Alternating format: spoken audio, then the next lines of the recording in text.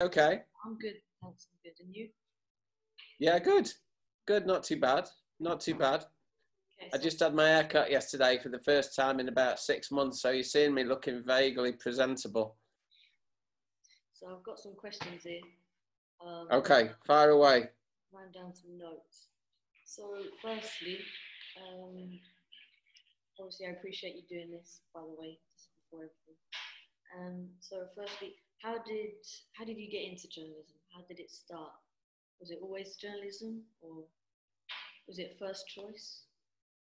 Um, you know what, Ollie? I wasn't one of those. I wasn't one of those kids who always knew that I wanted to be a journalist. You know, sometimes you hear about people. I don't know what Steve was like, but sometimes you hear about people who, you know, knew since they were 10 or whatever that they wanted to be a journalist and work towards it. And you know, I went to university, and I didn't even do any student journalism at university. I think because I was a little bit shy, I kind of didn't.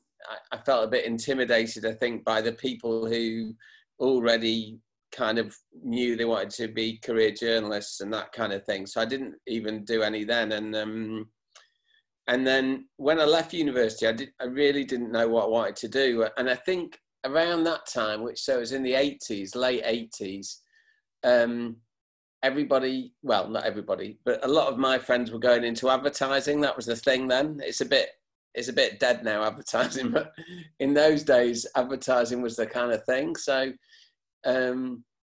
I kind of thought, one of my friends got me an interview for an advertising agency in London. And anyway, I didn't get that. I managed to blow that interview, even though my mate had set me up with it. And so then I got on a course in Cardiff. It was like a graduate course, like a journalism diploma thing. And it was a 1-year course.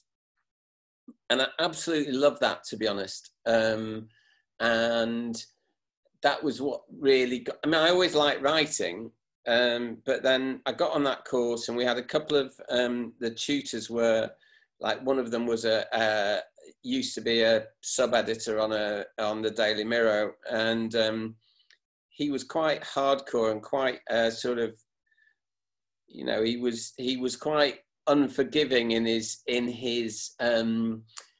sort of approach, and you know, he made a few of the people on the course cry and that kind of thing. It was a bit of but it was a real lesson to me in what the sort of language of journalism. Until that point, I thought it was all like essay writing and stuff, but it was like learning a different language in some ways.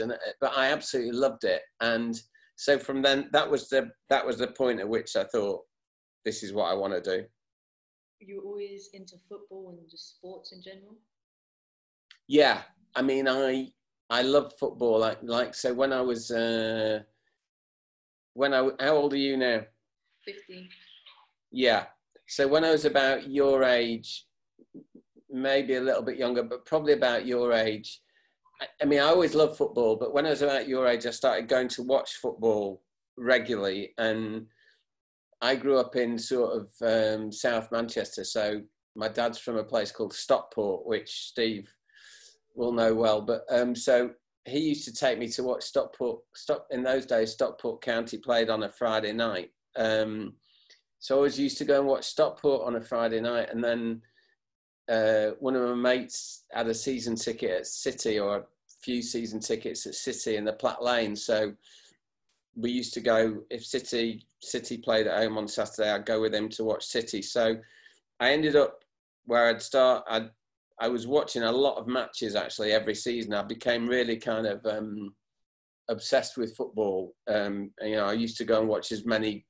I won't necessarily say I went home and away with Stockport, but I did go to all Stockport's home games, and then I went to quite a few away matches.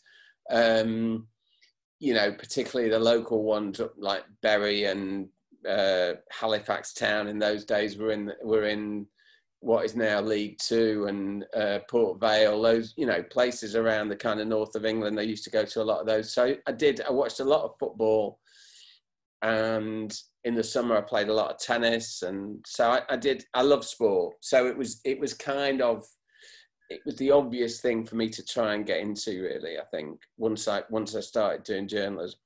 So that's funny because I actually wrote down that you're a Stockport County fan. So Yeah. Well, yeah, I am, and you know what? There's an element where it slightly helps to be a Stockport fan in that I think there's enough kind of poison on sort of Twitter or whatever anyway these days. If you're a City fan or you're a United fan, and you can't really. I think most journalists, well, Steve will know. There's a lot of fans, a lot of writers in our game who are West Ham fans, actually, for some reason. I don't know why that is. Are you West Ham, are you? Well, there you go. You'll be in good company then if you're Martin Samuel's a West Ham fan, who's one of the best journalists, or best sports journalists around, and a guy called Rob Shepherd, who used to be in the business, who's a West Ham fan. So there are quite a few of them around. So you'll be in good company. You'll be feeling quite happy then, are you? Just about escaped. Yeah. So speaking of sports, so recently, what are your favourite sports that you like to cover? Like, I know you do cricket, football, etc. Yeah, I think probably. I mean, I suppose in some ways, I feel most comfortable covering football because I know. I wouldn't say I know a lot about it, but I know most about it. I suppose I've been doing it for a long time, so I feel like I know the people involved, and I vaguely know what I'm looking at. So I like doing football. I mean, I'm not just saying it because Steve's there. I love doing boxing. I mean, there's something about reporting on boxing that's, it's an incredible rush, really, covering a fight, particularly a big fight, and there's a massive amount of adrenaline around it, and also boxers. For some reason, boxers tend to be very good talkers. They're very articulate. A lot of boxers, so they're great. They're great guys to cover. Some of the most articulate people I've ever interviewed have been fighters. So that's and historically, there's been a lot of brilliant sort of sports writing about boxing, and people like Hugh McIlvanney, who, if you get a chance, read some of his stuff about boxing. And there's a book by a guy called Norman Mailer called The Fight. And, even if you get a chance to watch a film called On the Waterfront, which is not really about boxing, but it has a little bit of a sort of backdrop of boxing to it.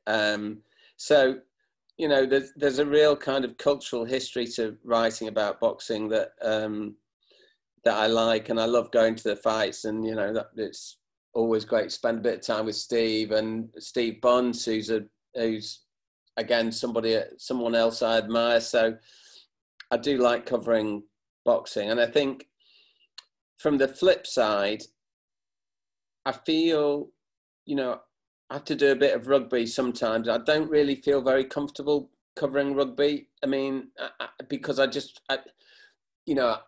can write about it, but I end up writing quite a lot about the personalities, because I think even a lot of people who love rugby don't understand some of the rules. I mean, I feel like I'm busking my way through rugby a little bit when I write about it.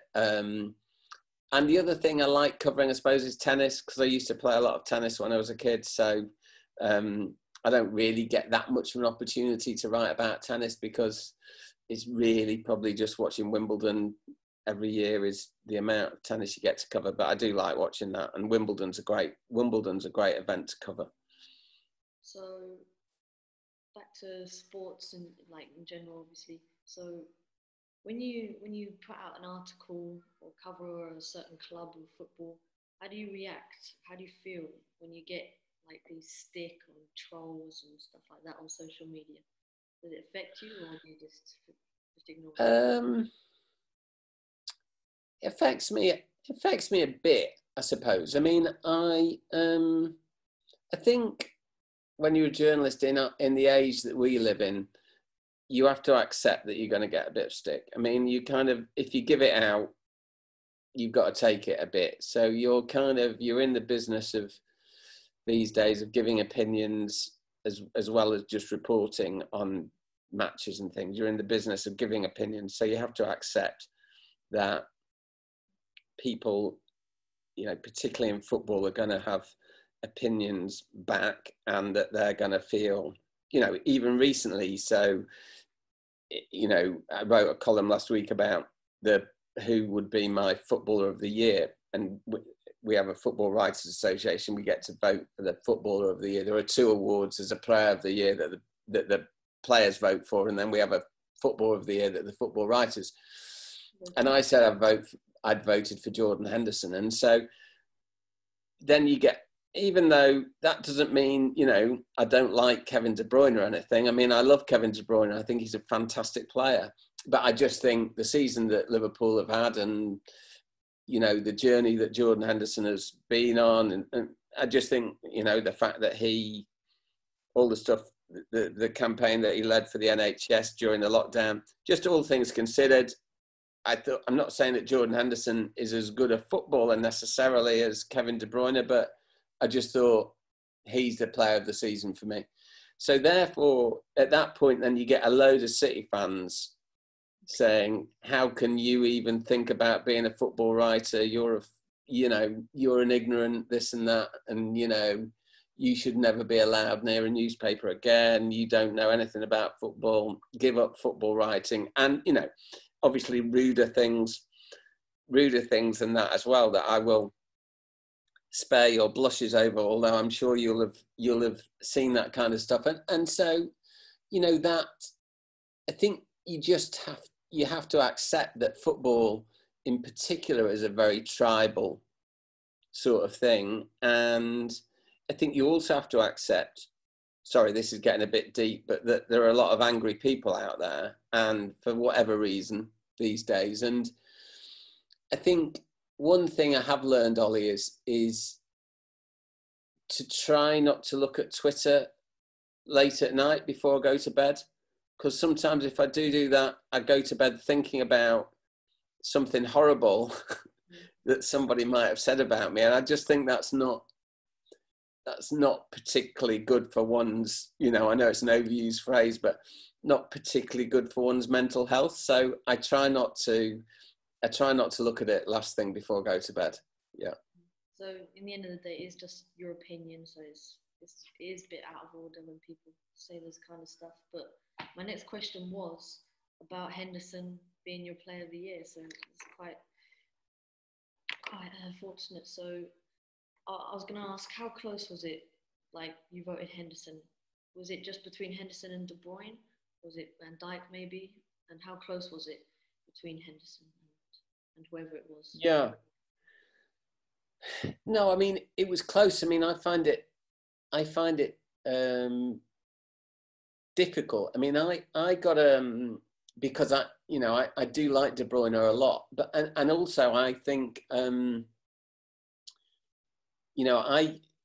this year, for the first time, FIFA asked me if I would be the English on the English voter for the Ballon d'Or thing, and I voted for the English representative or whatever, and I voted for Van Dijk, and I think Messi won it.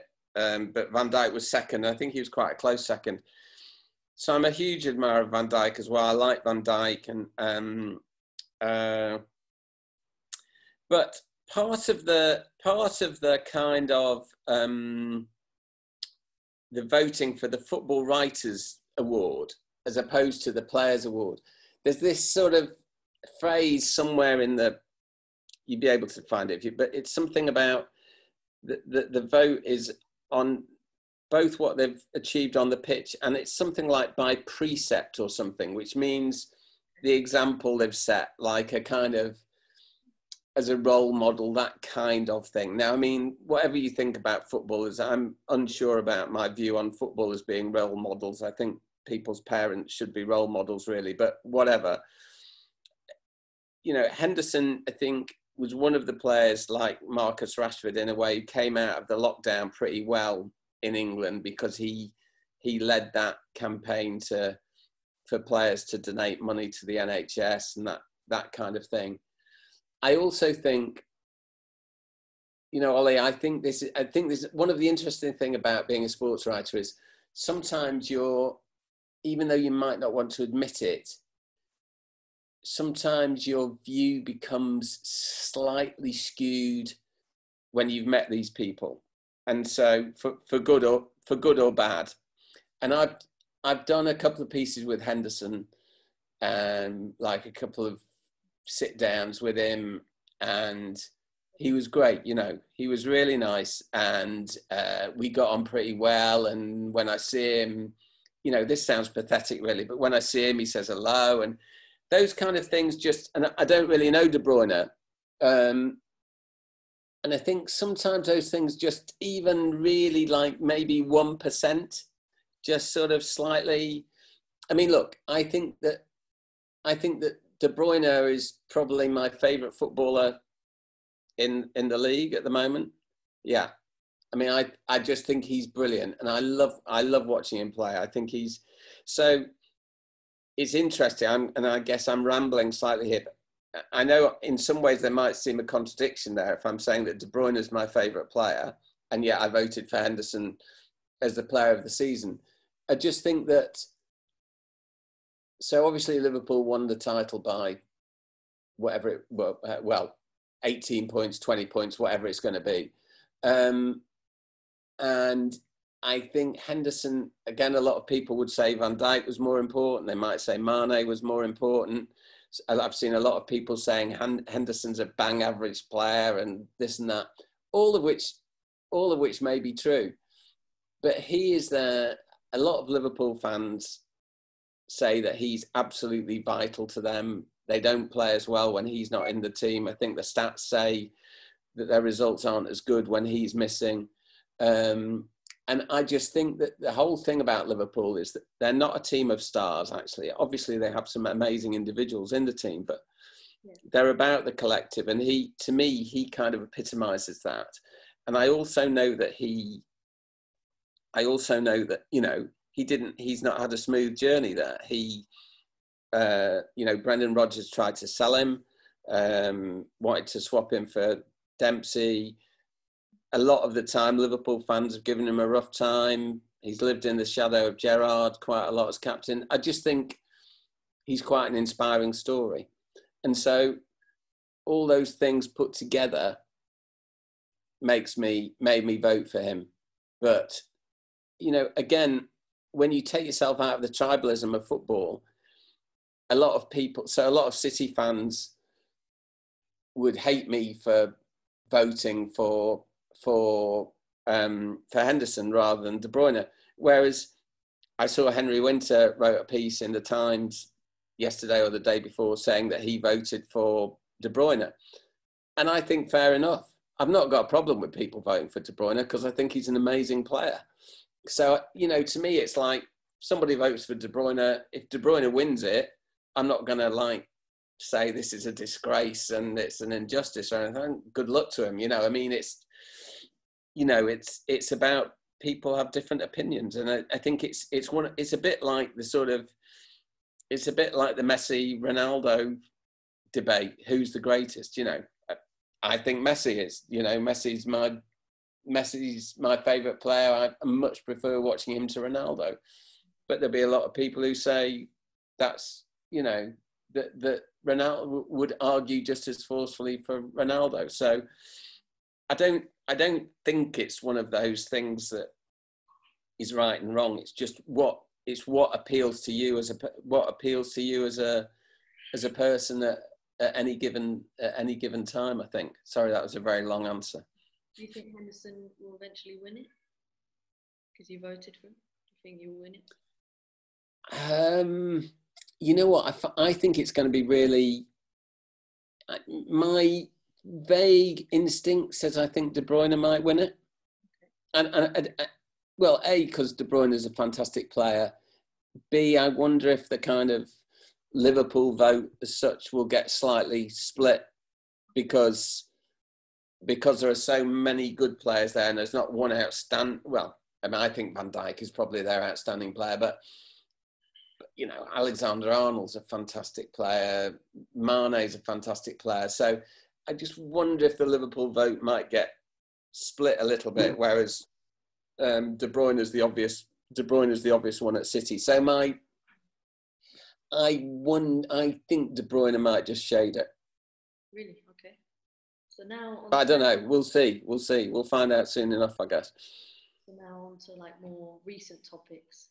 So you wrote an article on pay limitation of the crowd noises and everything. Mm. So since then, do you think you've gotten used to it a bit more, or do you think you've warmed to it slightly?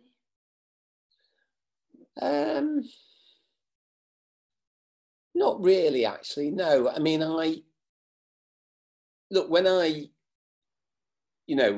had whatever it was, 3 months without any football, and so look, it was great. It was great to go back and to watch football again, even if it was in an empty stadium. And from a journalistic point of view, I really enjoyed. When you have a match to report on, obviously then there's a time pressure that you have to file your report, particularly nowadays with the internet. You have to file your report right on the whistle, on the final whistle. So there's a bit of stress and time pressure about that. And believe it or not, I actually enjoyed having that back. I'd kind of hadn't had any of that for 3 months, and I enjoyed the discipline of doing that. I'd kind of missed that a little bit, and I'm enjoying that, going to matches, but I still think that it's it still feels weird. And I think that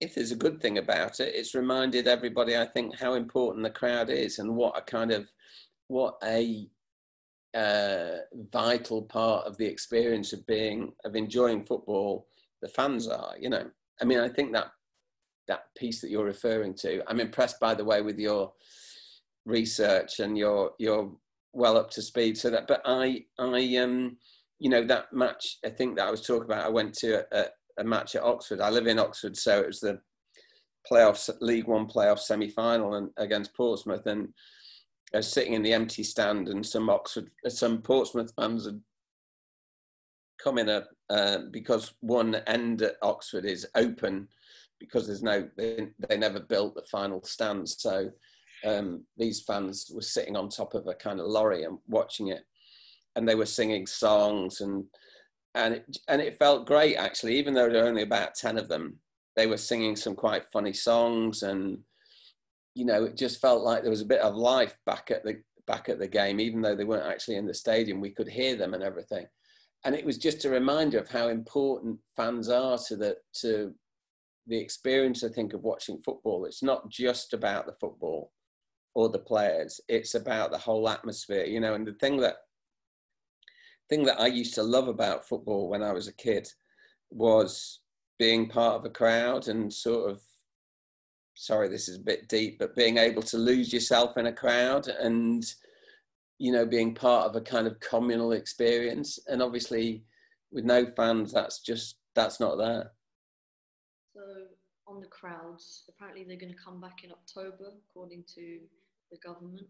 Do you think that's close, or do you think maybe too late or too early? What do you think? Well, I hope that it comes back. I don't think October would be too late, because that would be quite near the start of the new season. So I hope they can do it. I feel a bit unsure about whether maybe it's too ambitious. I hope it isn't. I mean, but I think there are loads of kind of quite important questions that we don't know the answers to yet, like how are we going to feel, all of us? How are we going to feel about being in a big crowd of 50,000 people again? How how, how are we going to feel comfortable with that? Are people going to feel comfortable being in big crowds again? It's not just sitting in the stadium. It's how do we get to the game? So we get to the game. Usually when we get to the game, if we go to a big match, we're on pretty crowded trains or tubes or crowded buses or trams or whatever. How are we going to feel about getting to a stadium like that? Are we, I went to a local Chinese restaurant with my wife yesterday, and somebody came and sat kind of right next to us. And I'm thinking, I've been semi-relaxed about the whole thing, but even so, I thought, I'm not, I kind of just bristled slightly about it. Now, maybe it's different when you're sitting outside, but, again, this is slightly deep, but maybe our patterns of behavior have changed a bit over the last 3 or 4 months, and we're a bit worried about being in crowds now. So, look, I hope that gradually things will get back to normal, and that football will be a part of that. But it will be interesting. The answer to the question is I don't know how it's going to be. And I mean, I know places like Stockport, for instance, it's a bit different because Stockport have got a reasonably big stadium and not that many fans. I mean, they've got a good attendances for that level, but they can afford to do a thing where I don't know what their capacity is, maybe 15,000 or 12,000 or something. So given that their average crowd is 2,000 or 3,000, they can have social distancing in a stadium. They could space people out. It's a bit different for somebody like one of the Premier League teams when their stadium will be full. So I'm not sure how that will be managed, but I think hopefully we'll start to inch back to normal, because I think we do need fans back. And if we can do it in October, I think October is the earliest. Is the earliest that it's going to be feasible. But I hope that I hope gradually throughout the season that we get back. Okay, so say crowds do come back in October. Obviously, Leeds fans will be going into Ellen Road as a Premier League club, supporting a Premier League club now. Do you think they'll fare well in the Premier League? Do you think there'll be another Wolves, or maybe just not so much? We go down. Well, I hope, I hope they do well, because I'm not a Leeds fan as such, but they're a kind of, for someone of my age, they're a big club, and I remember when they were, when they were winning top, when I was a kid, when I was 7 or 8, they were winning cup finals, and when cup finals were important, and they got to the European Cup final, I think, so they were a big club, and even as far back as 2000, they were getting to the Champions League semis and that kind of thing. So I think it's great that they're back in the Premier League, but I think like any club, it depends if they invest, and I think they're going to have to invest to stay in the league, because just being a big club and having a lot of fans isn't going to keep you up. So, I think they're going to have some tough decisions to make. Like, look, I haven't seen that much of them. I've seen a bit. So, but I think some of their players aren't going to be good enough, So, for instance, Patrick Bamford, I know that, Bielsa likes him. To me, doesn't look, he's a championship player, and I think they're going to have to invest and upgrade, or else they'll come straight back down. So, I think I'm pleased that they're up, and I think they're a big enough club that they could stay up and just be a regular Premier League club again. But they're going to have to invest. So, speaking on investment, obviously the transfer window is opening soon. I don't know if it's already open, but it's opening soon, I think. So, do you think the market in the transfer window will be affected because of COVID? Obviously, teams have less money and stuff like that. And follow up to that, do you think youngsters next year will have more of a chance because of COVID and stuff like that? Yeah, I do. And So I think yes to both of those questions. I think the transfer, I don't think there will be as many big transfers. I mean, I think there'll still be some, and Chelsea are talking about signing Havertz on there, I think, and so I think clubs still have money, but I think it's an interesting situation in that a lot of them pleaded poverty as soon as the lockdown hit and asked their players to take pay cuts and things, and then suddenly they're talking about spending, £60 million on a player, and you think, well, okay, so why were you asking me to take a wage cut then? But so I do think there will be a knock-on effect from that. I don't think there's as much money around as there was, and I think a lot of the COVID stuff came as a bit of a shock to the system, to clubs. And I also agree with the second part of your question. I think partly because of that, there will be more opportunities for youngsters, and partly because of the new rule about, the five subs. I think that'll bring much more opportunities for younger players, and I think that's a huge advantage, I think, for a lot of the bigger clubs who have these huge playing staffs. A lot of the time, they can't give opportunities or playing time to these younger players, and I think the 5 subs rule, and in combination with the fact that maybe there won't be as much transfer activity, will mean more opportunities for younger players. So I don't know if you've seen, but another youngster, Jude Bellingham from Birmingham, has gone to Borussia Dortmund for 25 million. And we see a lot of players going to Germany, like Jadon Sancho, Ethan Ampadu, etc. Do you think will sort of dwindle out because of COVID? More youngsters will be able to play, or do you think that will continue? Players going to Germany and abroad? Yeah, I don't necessarily think it'll dwindle because of COVID. I mean, I'm not, Bellingham is an interesting, it's a good one for you to mention, because, I mean, he's a good example of somebody who could have been put off by COVID, say. But, I mean, I think Dortmund seems to be such a great place for younger players to go to. It's been great for Sancho. It's been great for Haaland.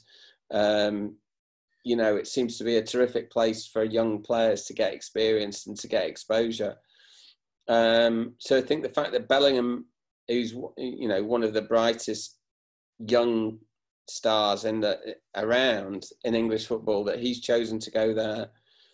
I think the more people who do it, the more people will be encouraged to do it, and I think it's a really good thing for the English game. I think traditionally we've been quite isolationist. Our players really haven't travelled particularly well. We've not had that many high-profile players who've been a success abroad. I mean, Gary Lineker was, Steve McManaman, I suppose, was actually to an extent. But then equally, you get players like, before your time, but players like Ian Rush, who really struggled when he went to Juventus for a season. Just players who don't. I mean, Gareth Bale, I suppose, has been a success. Has been a success for Madrid, but Michael Owen struggled, I think, when he went there. Struggled with the culture. So I think it's great when our players go abroad, and I think it adds to their maturity and everything. So I hope more do it. I don't really see,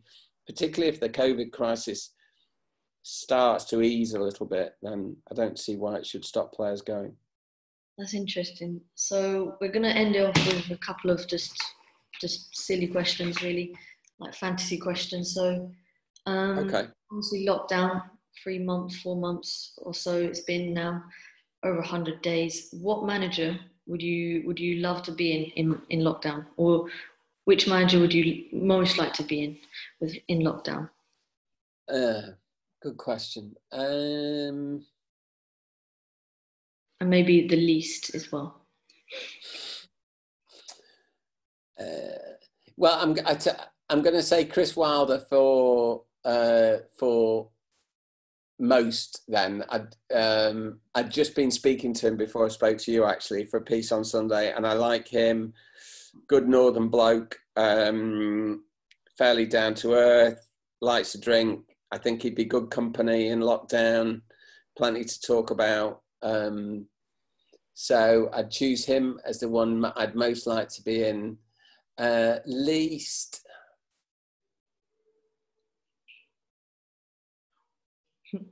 I don't know. I'm not a massive fan of Mourinho as a person. Okay.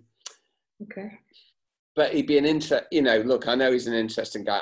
I'll say Mourinho just because I think he'd be a bit moody. He might be high maintenance, and he might be a bit sort of scary to be around. So I'm going to say Mourinho least. Yeah, I think I'd go for Roy Hodgson. I think he looks like a good cook, so that's my one. He might be.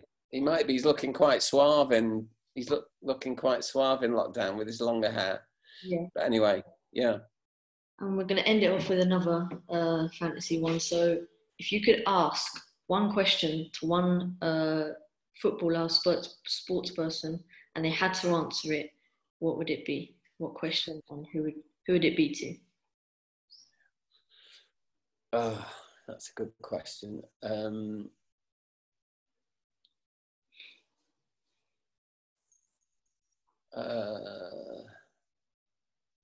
me personally, I think I might ask R9 Ronaldo what really happened, like before the World Cup final in '98, something like that. Oh yeah, that's a good one. Okay, that's a really good one, actually. That's a really good one.